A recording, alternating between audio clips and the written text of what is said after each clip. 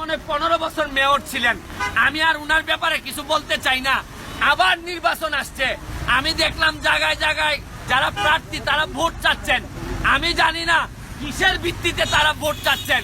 এইরকম পানির নিচে যখন একটা শহর চলে যায় তখন এই শহরের কোনো জায়গা থাকে না। আমি আরেকটা জিনিস আপনাদেরকে দেখাইতে চাই। এই সামনে এই জায়গা হচ্ছে গিয়ে সার্কিট হাউস। এই সার্কিট হাউসটা আপনাদেরকে দেখাইতে পারলাম না, একটু দূরে। পুরা সার্কিট হাউস নিজেই পানির তলে চলে গেছে। কিন্তু একটা আনন্দের বিষয় আছে, সার্কিট হাউস যদি ও পানির তলে চলে গেছে, তবে ডিসি সাহেব আছেন ভালো বাংলোতে, এইখানে কোনো পানি এখন পর্যন্ত উঠে নাই। তবে সাধারণ মানুষ, সাধারণ দোকানদার, সাধারণ যারা আছে তাদের অবস্থা 12টা বাজে গেছে। আর কত কি দেখাবো। যারা নেতৃবৃন্দ আছেন, যারা বঙ্গবন্ধুর সোনার বাংলা বানাইতে চান, তাদের প্রতি অনুরোধ, আর কত কষ্ট দিবেন মানুষে। মানুষের নেতাগিরি, মানুষ আর কি কারণে আপনাদেরকে ভোট দিয়ে নেতা বানাবে একটু দেখে যান।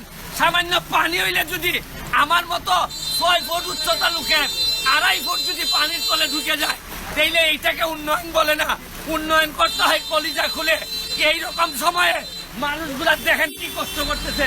আপনারা দেখেন, এই মহিলা শপিং করতে আইছে, ঈদের বাজার করতে আসছে, তার অবস্থা দেখেন, ভিজে কি অবস্থা হয়েছে।